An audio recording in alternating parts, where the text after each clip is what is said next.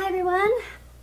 Okay, so today I want to talk to you about intuition and how we get that.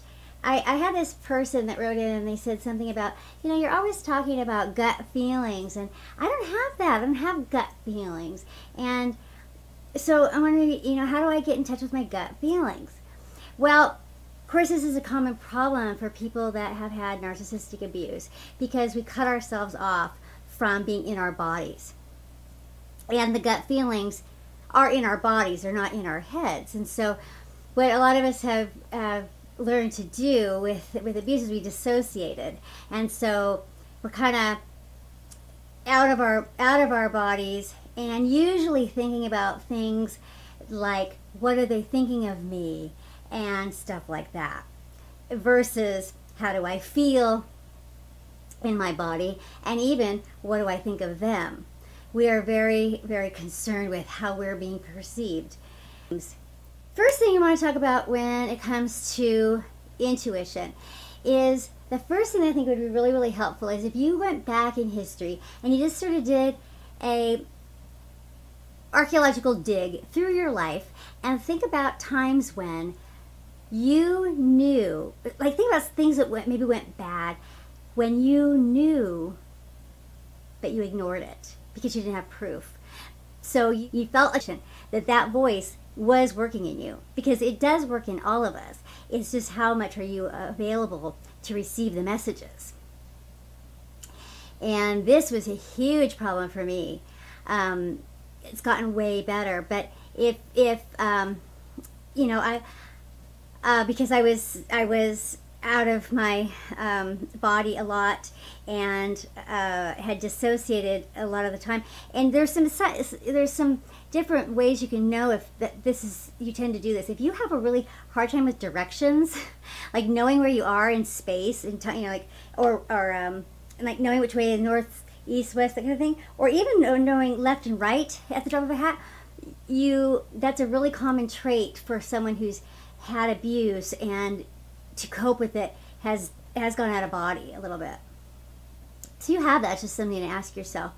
Or if you tend to have things like bruises appear and you don't know where they came from, you don't remember hurting yourself. It happens to me all the time, less so than it used to. But all right, but yeah, just if you can just do a little archaeological dig and find out times when, whether you listened to it or you didn't, that's not the question here. The question isn't, did you tap into it and make a success of it. That's not the question here. The question is, did you get the messages, even if you ignored them? Because most of the time, there are times when I have good examples of things that would have been good and things that would have been bad, both that I ignored. And I wished I hadn't. They've been, had big consequences ignoring him on both the good and the bad side. The second one is meditation, and this can take all kinds of different forms, and there's all kinds of different ways of meditating that you can look up out there.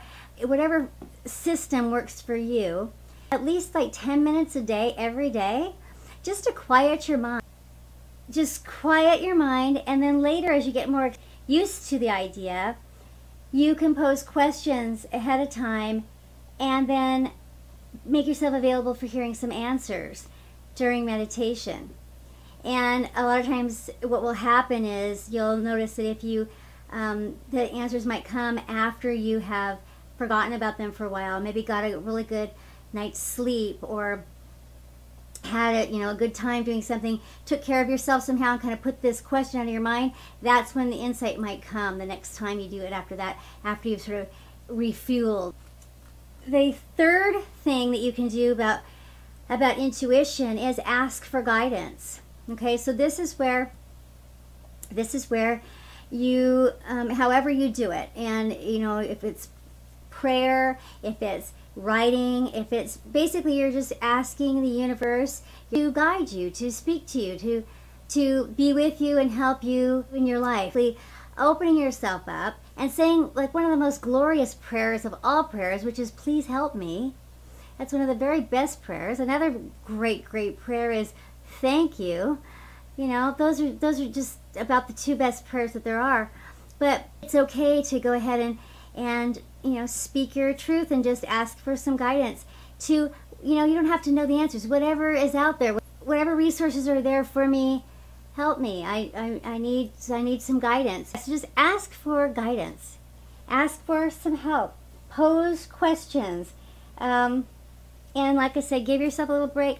Pose a question and then sleep. Forget about the question, and sometimes really great breakthroughs happen right after that. And then the fourth thing is pay attention. Pay attention to visceral feelings. Pay attention to what is, if you are having